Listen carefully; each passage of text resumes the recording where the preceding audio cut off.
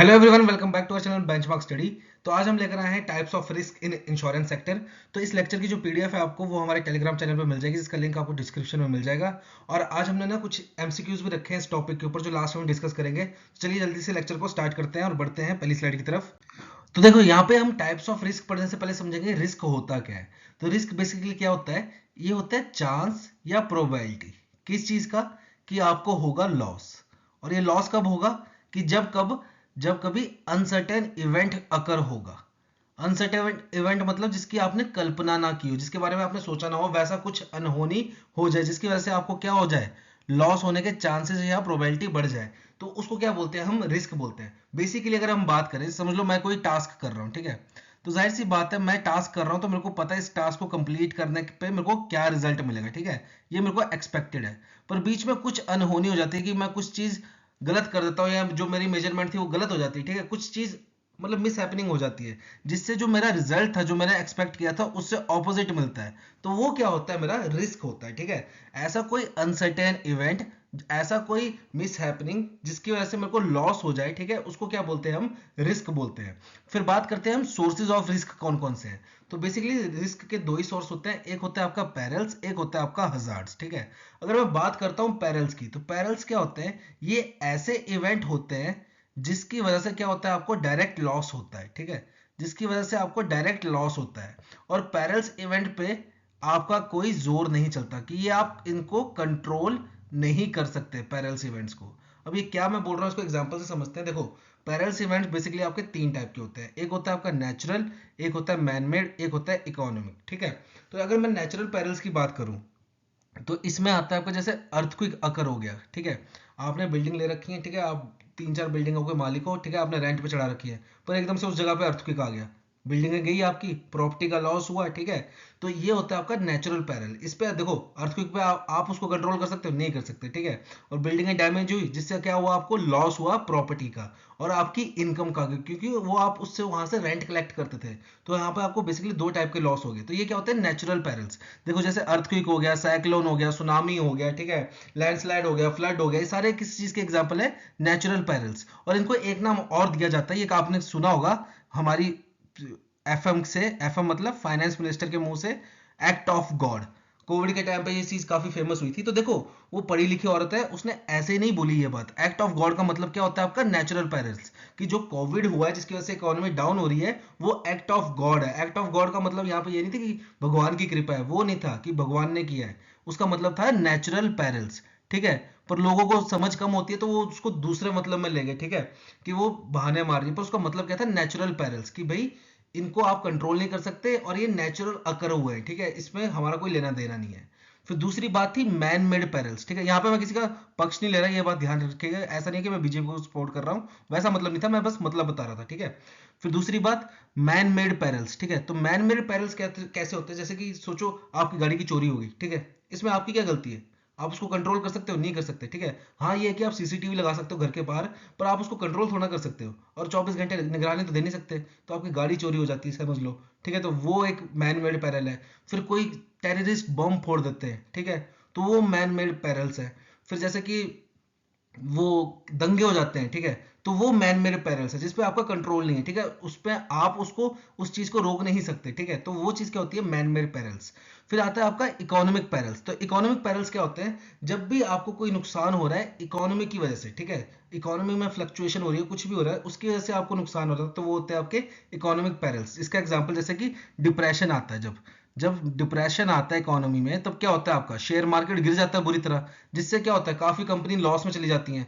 Loss में चली जाती है, उससे क्या होता है? कंपनी काफी लोगों को कंपनी से बाहर भी निकाल देती है, ठीक है, उनको फायर कर देती हैं, जिससे क्या होता है? अनएम्प्लॉयमेंट इंक्रीज हो जाती है। उसकी वजह से क्या होता है? देखो, जो पर्सन एम्प्लॉयड होगा और उसकी नौकरी चली जाए, तो उससे उस पर्सन को क्या लॉस हो रहा है? उसको इनकम का लॉस हो रहा है, ठीक है। तो काफी सारे लॉस हो जाते हैं डिप्रेशन की वजह से। वहीं अगर आप बात करें इन्फ्लेशन की, सोचो एकदम से महंगाई बढ़ जाए, तो उससे भी काफी लॉस होते हैं। कैसे?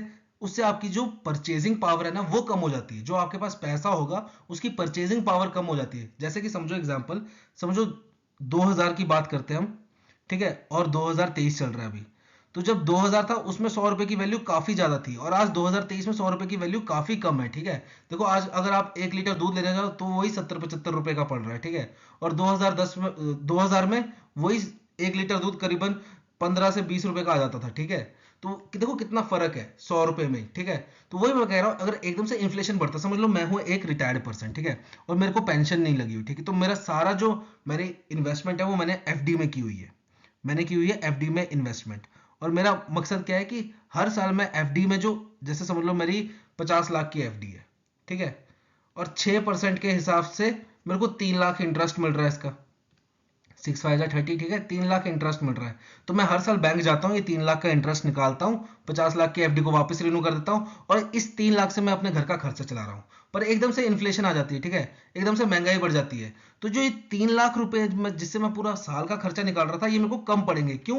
क्योंकि अब महंगाई बढ़ गई है। अब जो 3 लाख में चीज आ रही थी वो 3 लाख में नहीं आएंगी, वो 4 लाख में या 3.5 लाख में आएंगी। तो इससे भी आपको लॉस हो रहा है, देखो आपको फाइनेंशियली लॉस हो रहा है यहाँ पे, ठीक है, क्योंकि आप पहले 3 लाख में पूरा घर चला रहे थे पूरे साल भर, अब 3 लाख में आपसे वो घर नहीं चल पाएगा, तो यहाँ पे आपको फाइनेंशियल लॉस हो रहा है, ठीक है।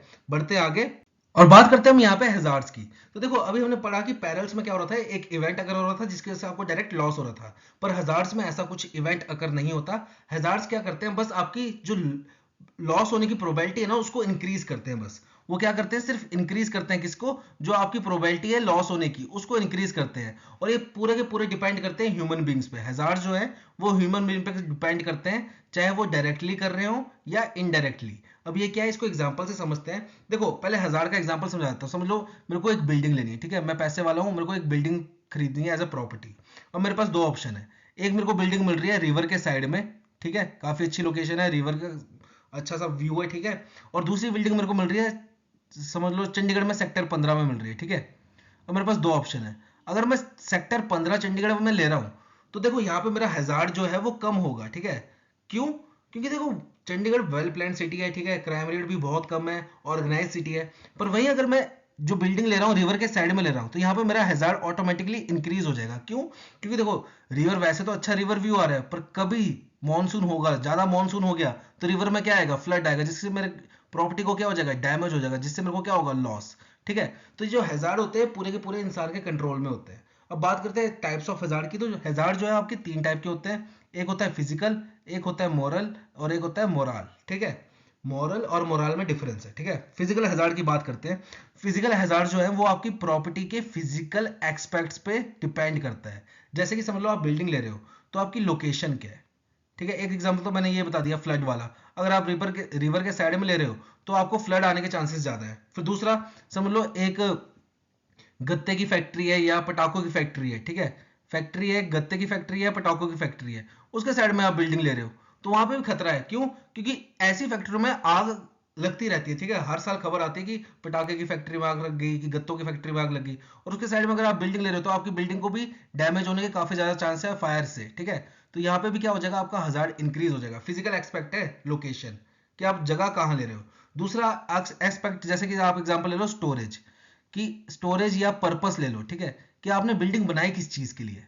समझो मैंने बिल्डिंग बना रखी है रेंटल पर्पस के लिए, मैंने इसमें फ्लैट बना दिया और किराए पे चढ़ा दिया। दूसरा मैंने इसको गोडाउन बनाया हुआ है, और इसमें सोचो सरकार का ना गोला बारूद स्टोर होता है। जैसे कि अब पता नहीं किसी ने खबर सुनी होगी, जब हम पठानकोट रहते थे तो ममून कैंट में क्या हुआ था, एक बड़ी बहुत पहले एक हादसा हुआ था। वहां पे एक गोडाउन था आर्मी का जिसमें ये तोप के गोले वगैरह रखे होते थे, और उसमें आग लग गई थी। तो पूरा का पूरा ममून कैंट एरिया आर्मी वाला तो था ही, बाहर का सिविलियन का भी खाली करवाना पड़ा था, क्योंकि वो गोले उड़ उड़ के गिर रहे थे। सही में मजाक नहीं, वो उड़ उड़ के बहुत दूर तक गिर रहे थे, और जिससे कि पूरा का ममून कैंट वाला एरिया खाली करवाना पड़ा था।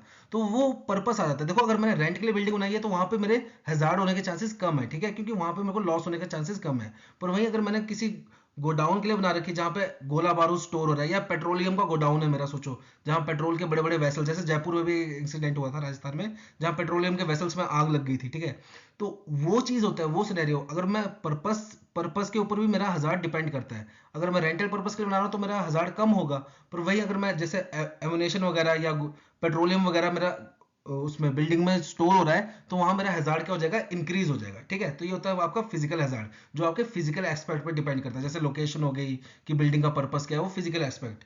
अब बात करते हैं मॉरल हैजार्ड की। ठीक है, तो इसमें क्या आता है, इसमें आती है आपकी बेईमानी, इसमें इंक्लूड होती है आपकी बेईमानी। ठीक है, डिसऑनेस्ट पर्सन। समझो मैं एक बिजनेसमैन हूँ, ठीक है, और मेरी नीयत खराब है। ठीक है, मैंने अपनी कंपनी का इंश्योरेंस करवा रखा है। अब मैंने क्या किया, अपनी कंपनी में खुद ही आग लगा दी। ठीक है, खुद ही आग लगा दी, क्यों? क्योंकि मेरे को क्या लेना है, इंश्योरेंस का बेनिफिट लेना है। या दूसरी बात कि मैं अच्छा खासा पैसे वाला बंदा हूँ और मेरे घर में अच्छी खासी चीजें हैं। ठीक है, या आपने पिक्चरों में भी देखा होगा। ठीक है, अच्छी खासी चीजें हैं, महंगी महंगी चीजें हैं, और मैंने उसका प्रॉपर्टी का ना इंश्योरेंस करा दिया। फिर खुद ही चोर को पैसे दिए कि मेरे घर से चीजें चुरा लें, और फिर मैंने उसकी कंप्लेंट रजिस्टर करा के, फिर मैंने वो कंप्लेंट पुलिस में रजिस्टर कराई, और फिर मैं इंश्योरेंस कंपनी के पास गया कि मेरे घर में चोरी हो गई है और मेरे को क्लेम दीजिए। तो वहां क्या होता है, आपका डिसऑनेस्ट पर्सन। ठीक है, जिसमें की नीयत खराब है, वो आते हैं आपके मॉरल हिजार्ड में। ठीक है, और बात करते हैं मोरल हिजार्ड में, तो देखो ये दोनों जो थे, ये थे आपके direct direct consequence of human beings. अब जो मोरल हिजार्ड होता है, ये इनडायरेक्ट होता है, इसमें आप जानबूझ के नहीं करते, गलती से हो जाता है। जैसे सपोज कोई बंदा सिगरेट पी रहा है। ठीक है, अब लास्ट में सिगरेट उसने बुझाई नहीं और ऐसे फेंक दी, जिससे क्या लग गई, आग लग गई। ठीक है, तो उसमें देखो बंदे की नीयत गलत नहीं थी, उसने सिगरेट पी फेंक दी, पर उससे क्या हो गया, आग लग गई। ठीक है, तो ये होता है आपका मोरल हजार्ड। दूसरा एग्जांपल सबसे बेस्ट है। ठीक है, और ये आपने काफी सारे केसेस सुने भी होंगे, दिवाली के टाइम क्या होता है, हम रॉकेट चलाते हैं। ठीक है, रॉकेट चलाया हमने, सोचो ये किसी के टीन पे जाके गिर गया, जिसका घर टीन से बना हुआ है, वो एकदम से आग पकड़ ली। ठीक है, तो यहाँ पे क्या है, देखो हमारी नीयत नहीं थी कि भाई हमने रॉकेट उसकी टीन पे गिराना है और आग लगानी है, पर गलती से रॉकेट गिर गया, जिससे उसकी टीन जल गई और नुकसान हो गया। तो ये क्या था, मोरल हजार्ड, जिसमें आप डायरेक्ट कांटेक्ट में नहीं हो, पर इनडायरेक्टली या गलती से आपसे मिस्टेक हो जाती है। ठीक है, वो वाली बात है। अब बात करते हैं हम, यहाँ पे ये थे हमारे कि जो रिस्क है उसके सोर्सेज क्या क्या है। अब बात करते हैं हम यहाँ पे टाइप्स ऑफ रिस्क की। तो सबसे पहले आ रहा हमारा प्योर रिस्क। प्योर रिस्क में क्या होता है, देखो नाम से पता चल रहा है प्योर रिस्क ही होगा इसमें। ठीक है, मतलब इसमें आपको डेफिनेटली क्या होता है, रिस्क होता है, मतलब लॉस होता है। पर अगर आपकी किस्मत अच्छी है तो आप इवन रहोगे। इवन मतलब जिस पोजीशन पे आप थे उसी पे रहोगे। पर मैक्सिमम केसेस में क्या होता है, आपको लॉस होता है। प्योर रिस्क में कभी भी आपको प्रॉफिट नहीं होगा। ठीक है, ये बात याद रखना, प्योर रिस्क में आपको कभी प्रॉफिट नहीं होगा, हमेशा लॉस होगा, या तो आप जिस सिचुएशन पे थे उस पे मेंटेन रहोगे। ठीक है, ये क्राइटेरिया होता है प्योर रिस्क का। ठीक है, अब बात करते हैं प्योर रिस्क के भी आगे तीन पार्ट है। एक होता है आपका पर्सनल रिस्क, एक होता है प्रॉपर्टी रिस्क, एक होता है लायबिलिटी रिस्क। देखो प्रॉपर्टी रिस्क तो आप नाम से समझ गए, जब आपकी प्रॉपर्टी को डैमेज हो रहा है। ठीक है, आपकी प्रॉपर्टी का नुकसान हो रहा है, चाहे वो कोई चोरी कर रहा है, या आपकी अर्थक्वेक आया, बिल्डिंग गिर गई, या आपकी गाड़ी एक्सीडेंट हो गया। ठीक है, या कोई चोरी करके ले गया, तो वो होता है प्रॉपर्टी रिस्क। बात करते हैं पर्सनल रिस्क की। पर्सनल रिस्क कैसे, जैसे कि आपकी फैमिली मेंबर की डेथ हो गई, या वो बीमार हो गया, या उसका एक्सीडेंट हो गया और वो डिसेबल हो गया, या उसकी नौकरी चली गई। ठीक है, या फिर वो रिटायर हो गया और उसके पास कोई फंड नहीं है, पेंशन नहीं है, कुछ नहीं है। ठीक है, तो वो होते हैं आपके पर्सनल रिस्क। फिर बात करते हैं हम लाइबिलिटी रिस्क की। तो लाइबिलिटी रिस्क क्या होता है आपका, देखो ये काफी अच्छा है। समझो मैं जा रहा हूँ बाइक पे। ठीक है, मैं बाइक पे जा रहा हूँ और मेरे से बाइक चलते चलते क्या हुआ, सामने वाले की गाड़ी पार्क थी, बाइक उसमें ठुक गई और सामने वाले की गाड़ी खराब हो गई। ठीक है, उसको डेंट डूंट आ गए, तो वो क्या होगी, मेरे लिए लाइबिलिटी होगी। अब उसकी गाड़ी मेरे को ठीक करानी पड़ेगी, तो वो क्या होता है, लाइबिलिटी रिस्क। और एग्जाम्पल समझना है, जैसे कि मैं गाड़ी चला रहा हूँ। ठीक है, और मैं नया नया सीख रहा था, और मैंने भी टेंशन टेंशन में ज्यादा एक्सेलरेटर दे दिया और सामने से एक आंटी आ रही थी, उसको ठोक दिया। ठीक है, आंटी को होगी इंजरी, तो जो उसका हॉस्पिटलाइजेशन का खर्चा होगा सारा, वो क्या हो जाएगी, मेरी लाइबिलिटी हो जाएगी, वो मेरे को उठाना पड़ेगा अब। ठीक है, क्योंकि मेरी वजह से उनको नुकसान हुआ है, मेरी वजह से किसी और पर्सन को नुकसान हो रहा है, या उसकी प्रॉपर्टी को नुकसान हो रहा है, जिसकी भरपाई मेरे को करनी पड़ रही है, तो वो क्या होता है, हमारा लाइबिलिटी रिस्क होता है। ठीक है, तो ये थे टाइप्स ऑफ प्योर रिस्क। ठीक है, तो यहाँ पर खत्म हो रहा है प्योर रिस्क, आगे बढ़ते हैं और बात करते हैं हम यहाँ पे स्पेकुलेटिव रिस्क की। तो देखो स्पेकुलेटिव रिस्क में क्या होता है, जब आपका इवेंट अकर होगा ना, अनसर्टेन इवेंट, उसके बाद आपका आउटकम जो होगा वो क्या होगा, या तो आपको प्रॉफिट होगा, या लॉस होगा, या आप सेम सिचुएशन पे रहोगे। तो देखो प्योर में क्या था, प्योर रिस्क में क्या था, हमें लॉस हो रहा था या हम सेम सिचुएशन में थे। पर स्पेकुलेटिव में क्या है, आपको प्रॉफिट भी हो सकता है, लॉस भी हो सकता है, और आप सेम सिचुएशन में भी रह सकते हो। देखो इसका एग्जांपल समझाता हूं मैं, और आप इसको रिलेट कर पाओगे। काफी अच्छा एग्जांपल है, वैसे तो शेयर शेयर मार्केट के एग्जांपल से समझा सकता हूं, पर उसको आप शायद रिलेट ना कर पाओ, तो हम ड्रीम इलेवन से समझते हैं। तो ड्रीम इलेवन भी क्या है, आपका स्पेकुलेटिव रिस्क है। क्यों? क्योंकि देखो इसमें हम टीम बनाते कितने की 49 रुपीज की, शायद मैंने बनाई नहीं है, मेरे को पता नहीं है, सुना ही है मैंने। तो देखो क्या होता है, 49 रुपीज की टीम बनाई है, ठीक है। अगर आपकी टीम काफी अच्छा परफॉर्म करेगी तो आपको काफी ज्यादा रिवॉर्ड मिलेगा, तब आपको क्या हो जाएगा, प्रॉफिट हो जाएगा। वहीं आपकी टीम ने अगर एवरेज परफॉर्म किया तो आपने जितने लगाए शायद उतने पैसे वापस मिल जाते हैं, ठीक है। तब उस टाइम पे क्या होगा, आप सेम सिचुएशन में होंगे, ठीक है, 49 लगाए थे 49 मिल गए। और अगर आपकी टीम ने काफी ज्यादा पुअर परफॉर्म किया, तब क्या होता है, जितने लगाए उतने भी नहीं, कुछ भी नहीं मिलता है, ठीक है, 0 रुपए मिलते हैं। तब क्या हो जाएगा, आपको लॉस हो जाएगा। तो स्पेकुलेटिव रिस्क में क्या होता है, आप प्रॉफिट भी ले सकते हो, सेम सिचुएशन पे भी रह सकते हो और लॉस में भी रह सकते हो। जैसे आप शेयर खरीदते हो किसी कंपनी का, ठीक है, अगर शेयर की वैल्यू बढ़ गई तो आप प्रॉफिट में चले गए, शेयर की वैल्यू घट गई तो आप लॉस में चले गए, और शेयर अगर उतने पे ही रहा और आपने बेच दिया तो आप सेम सिचुएशन में रहे, जितने पहले थे उतने पे आप हो, ठीक है। तो ये होता है हमारा स्पेकुलेटिव रिस्क, और ये इंश्योरेबल नहीं होता है, ठीक है, ऐसे रिस्क की इंश्योरेंस नहीं होती। वही प्योर रिस्क जो था उसकी इंश्योरेंस होती है, ठीक है। अब बात करते हैं हम फाइनेंशियल रिस्क या नॉन फाइनेंशियल रिस्क की। तो देखो इधर नाम से पता चल रहा है, फाइनेंशियल रिस्क में क्या होगा, फाइनेंस से रिलेटेड कुछ बात होगी, और नॉन फाइनेंशियल में क्या होगा, फाइनेंस के रिलेटेड कोई बात नहीं होगी, ठीक है। तो फाइनेंशियल रिस्क में क्या होता है, जो आपका लॉस अकर होता है ना, उसकी आप वैल्यू निकाल सकते हो इन टर्म ऑफ मनी, पैसों के रूप में उसकी वैल्यू आप निकाल सकते हो। अब इस बात का क्या मतलब हुआ, समझ लो मेरा एक गोडाउन है, ठीक है, गड़ा इलेक्ट्रॉनिक्स वाला गोडाउन है, ठीक है, समझ लो। अब उसमें क्या होती है, गड़ा इलेक्ट्रॉनिक्स वाले गोडाउन में आग लग जाती है, वो सारे फ्रिज टीवी जल जाते हैं। तो अब जो जेठालाल आएगा सुबह, वो एस्टिमेट तो लगा सकता है ना कि भाई मेरा जो गोडाउन की बिल्डिंग थी उसका इतना कॉस्ट थी, फिर जो अंदर मटेरियल था उसकी इतनी कॉस्ट थी, तो टोटल मेरे को लॉस कितने का हुआ, वो कैलकुलेट कर सकता है ना इन दी एंड कि मेरे को टोटल लॉस कितने का हो रहा है। तो ये ऐसे रिस्क को क्या बोलते हैं, हम फाइनेंशियल रिस्क बोलते हैं, ठीक है। और वहीं अगर नॉन फाइनेंशियल रिस्क की बात करूं, इसमें जो लॉस होता है उसको आप मेजर नहीं कर सकते पैसों के रूप में। फॉर एग्जाम्पल समझते हैं हम, अब देखो इसका एग्जाम्पल थोड़ा मैं सिंपल भाषा में समझा रहा था कि आप समझ पाओ, ठीक है।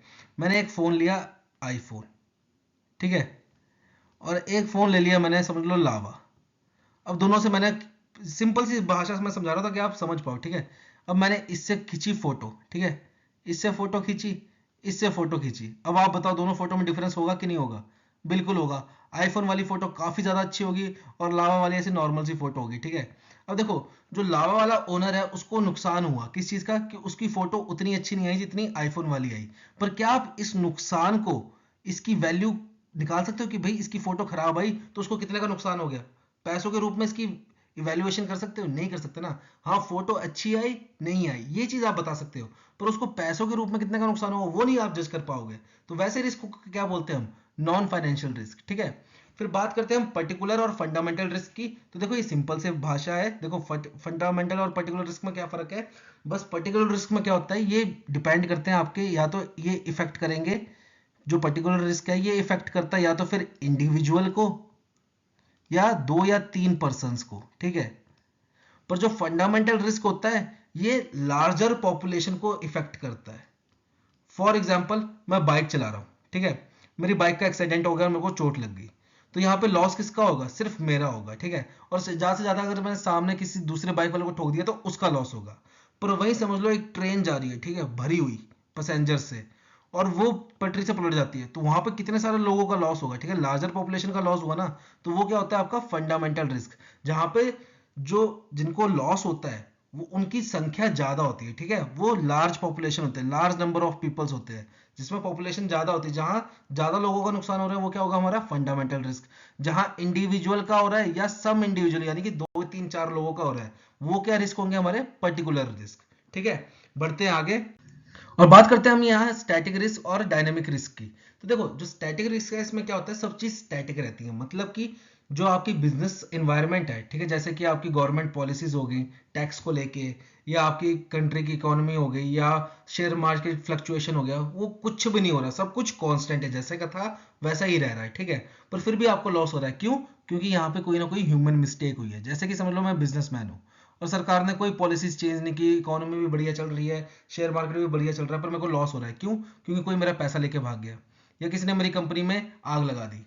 समझ लो मेरी बिजनेस कंपनी है और मैं एक XYZ कंपनी के साथ डील करने वाला था, और किसी ने इस डील का भेद मेरी ऑपोजिट कंपनी को दे दिया, और उस ऑपोजिट कंपनी ने इनके साथ डील कर ली, तो यहाँ मेरी डील चली गई, तो फिर मेरे को लॉस हो गया। तो ये सारे लॉस किसकी वजह से हो रहे हैं, ह्यूमन मिस्टेक्स की वजह से। जहां आपका जो इन्वायरमेंट है वो स्टैटिक है, ठीक है, उसमें कोई फेरबदल नहीं हो रहा, पर किसी इंसान की वजह से आपको लॉस हो रहा है, तो वो क्या होता है आपका स्टैटिक रिस्क। वहीं अगर मैं डायनेमिक रिस्क की बात करूं तो यहाँ आपकी सराउंडिंग्स इकोनॉमी में चेंजेस आएंगे। जैसे कि समझ लो मैं बिजनेसमैन हूँ, ठीक है, और सरकार ने क्या किया, इस बारी कॉर्पोरेट टैक्स जो था, ठीक है, इस बारी कॉर्पोरेट टैक्स जो था वो 20% इंक्रीज कर दिया एकदम से, ठीक है, ये मैं हाइपोथेटिकल नंबर बोल रहा हूँ, ठीक है, ऐसे ही समझाने के लिए कि कॉर्पोरेट टैक्स जो बिजनेसमैन पे लगता है उसको 20% इंक्रीज कर दिया। वैसे तो डिक्रीज ही किया बजट में, पर मैं ऐसे बता रहा हूँ आपको, समझ लो इंक्रीज कर दिया। तो इससे क्या होगा कि मेरे को टैक्स ज्यादा देना पड़ेगा, जिससे मेरे को क्या हो जाएगा, लॉस हो जाएगा, ठीक है। फिर समझ लो मेरी कंपनी के शेयर्स गिर गए, तब क्या होगा, तब भी मेरे को लॉस होगा। जहां पे आपको सराउंडिंग्स की वजह से लॉस हो रहा है वो क्या चीज होगी, आपकी डायनेमिक रिस्क होगी, ठीक है। और वहीं अगर कहीं आपको सराउंडिंग की वजह से रिस्क नहीं आ रहा, बस ह्यूमन मिस्टेक्स की वजह से रिस्क आ रहा है, तो वो क्या होगा, आपका स्टैटिक रिस्क, ठीक है। तो ये था हमारे टाइप्स ऑफ रिस्क। अब बात करते हैं, अब इतना रिस्क पढ़ लिया तो इनको हैंडल कैसे करना है, ठीक है।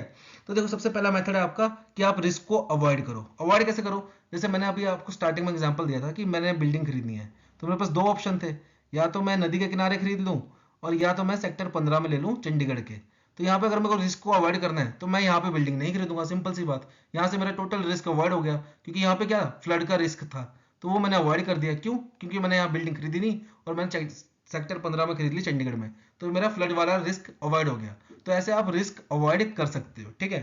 दूसरा, लॉस प्रिवेंशन एंड रिडक्शन। अब देखो मैंने आपको एक एग्जांपल दिया था कि समझ लो कि वो पटाखे या गत्तों की जो फैक्ट्री है उसके साइड में मैंने बिल्डिंग ले ही ली मजबूरी में आके, ठीक है।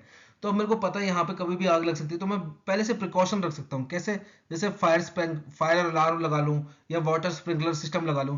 जैसे अभी 4-5 साल पहले शायद गुजरात में या कहीं कोचिंग इंस्टीट्यूट में आग लग गई थी, ठीक है, और वहां से फिर बच्चे कूद कूद के कूद रहे थे, शायद चौथी मंजिल पर था इंस्टीट्यूट की, कहाँ, वहां से बच्चे कूद रहे थे, और कुछ कुछ स्टूडेंट शायद इंजर्ड भी काफी ज्यादा हो गए थे उसमें, ठीक है। तो वहां पे गलती क्या थी, उस इंस्टीट्यूट में फायर अलार्म सिस्टम नहीं था, ठीक है, और ना ही ये वाटर स्प्रिंकलर थे। तो देखो अगर वो चीज होती तो वो आग ना लगती, ठीक है, या आग लगती तो थोड़ी देर में इतनी बढ़ती, क्योंकि पानी गिरता तो कुछ ना कुछ असर तो पड़ता ही। तो मैं वो चीज इंस्टॉल कर सकता हूँ जिससे मैं प्रिवेंशन कर सकूं, ठीक है, कि मैं उसको रिडक्शन कर सकूं। जो मेरा नुकसान तो हो गया, आग तो लगी, आग कहाँ रुकती है पानी से इतने से, ठीक है, पर यह कि मैं कुछ देर तक उसको रोक सकूं। तो ये होता है आपका loss prevention and reduction method. तीसरा आपका रिस्क रिटेंशन। रिस्क रिटेंशन जैसे कि देखो समझ लो मैं एक वेडिंग प्लानर हूं, ठीक है, और मैं वेडिंग्स कराता हूं। अब जाहिर सी बात है, आपको भी पता है शादियों के होते हैं सीजन, ठीक है। ऑफ सीजन में मेरे को पता है मेरे पास कोई कस्टमर नहीं आएगा, तो मैं कुछ पैसा बचा के रखूंगा कि मैं ऑफ सीजन के टाइम अपना खर्चा निकाल सकूं। तो ये होता है रिस्क रिटेंशन, कि आप उसको रिटेन कर पाओ, ठीक है, जो आपको नुकसान हो रहा है उसको रिटेन कर पाओ। कैसे, कि आप पहले से प्लान करके रखो कि भाई मेरे को उस टाइम लॉस होना है, तो उस टाइम के लिए मैं पहले से पैसा बचा के रखूं। और चौथा तरीका है जिसके लिए हम पूरी भागदौड़ कर रहे हैं, वो है हमारा ट्रांसफर ऑफ रिस्क। मतलब जो आप पे रिस्क है उसको दूसरे पे ट्रांसफर कर दो। और ये हम कैसे करते हैं, इंश्योरेंस खरीद के। ये पूरी कहानी थी अभी की, ठीक है, कि लास्ट में क्या खरीदवानी थी इन्होंने, इंश्योरेंस, कि भाई आप अपना जो आप पे रिस्क है वो ट्रांसफर कर दो इंश्योरेंस कंपनी पे। अब भूकंप आएगा, बिल्डिंग टूटेगी, खर्चा कौन देगा, इंश्योरेंस कंपनी देगी, आपकी सर्दी खत्म। तो ये था हैंडलिंग ऑफ रिस्क। अब बढ़ते हैं हम थोड़े से क्वेश्चंस की तरफ, ठीक है, जो अभी हमने पढ़ा है उसके ऊपर क्वेश्चंस। तो पहले हमारे हैं एबीसीडी वाले, ठीक है, दो स्टेटमेंट है, कौन सी सही कौन सी गलत। तो स्टेटमेंट ए कह रही है रिस्क कैन बी अवॉइडेड। अभी हमने पढ़ा रिस्क अवॉइड कर सकते हैं कैसे, कि अगर मैं नदी किनारे बिल्डिंग ना लूं तो रिस्क अवॉइड हो गया, तो ये वाली तो सही है, ठीक है। रिस्क कैन बी ट्रांसफर्ड, बिल्कुल अपना रिस्क इंश्योरेंस कंपनी के ऊपर डाल दो, तो ये भी सही है। तो आपका ऑप्शन क्या होगा, बोथ आर करेक्ट। दूसरे क्वेश्चन की तरफ बढ़ते हैं। प्योर रिस्क आर इंश्योरेबल, ठीक है, प्योर रिस्क की आप इंश्योरेंस कर सकते हो, बिल्कुल कर सकते हैं। स्पेकुलेटिव रिस्क की आप इंश्योरेंस नहीं कर सकते, बिल्कुल नहीं कर सकते। क्यों, क्योंकि इसमें प्रॉफिट भी हो रहा है, लॉस भी हो रहा है, और आप सेम लेवल पे भी रह रहे हो, ठीक है, तो इसकी इंश्योरेंस नहीं कर पाते हम। तो ये भी सही है, दोनों स्टेटमेंट सही है, तो यानी कि ऑप्शन नंबर ए आपका सही है। तीसरा क्वेश्चन है आपका, moral hazards means lack of concerns, और मॉरल हजार्ड मींस डिसऑनेस्टी। बिल्कुल ये वो था बेईमान जिसकी नीयत में खोट था, ठीक है, जिसने अपनी कंपनी खुद ही जला दी इंश्योरेंस के पैसे लेने के लिए, तो वो था मॉरल हजार्ड, बिल्कुल सही। और यहाँ पे लैक ऑफ कंसर्न, कि आप जानबूझ के नहीं कर रहे, गलती से आपसे हो रहा था, ठीक है, तो दोनों स्टेटमेंट फिर से सही है, तो यहाँ पे भी ऑप्शन नंबर ए आपका होगा। नेक्स्ट क्वेश्चन की तरफ बढ़ते हैं। ये फिल इन द ब्लैंक्स है, ऐसा पेपर में आता नहीं है, पर चलो मैंने ऐसे करा दिया। Risk is dash of occurrence of loss. Risk is possibility of occurrence of loss, या रिस्क इज इम्पॉसिबिलिटी। इम्पॉसिबिलिटी तो वर्ड भी नहीं होता शायद मेरे ख्याल से, तो यहाँ पे आंसर क्या होगा आपका, पॉसिबिलिटी। रिस्क क्या होता है कि आपको जो रिस्क स्टार्टिंग में पढ़ा था ना हमने, रिस्क क्या होता है, चांस या प्रोबेबिलिटी किसकी, लॉस होने की। और वो ये कब होता है, जब कोई अनसर्टेन इवेंट अकर होता है जिसके बारे में आपने सोचा ना हो। There are dash types of hazards. Hazards कितने टाइप के होते हैं टोटल, 3 टाइप के। ठीक है, कौन कौन से, एक फिजिकल, एक मॉरल और एक मोरल। तो ये था हमारा टाइप ऑफ रिस्क। ठीक है, जल्दी मिलेंगे आपको नई वीडियो के साथ। Till then have a nice day.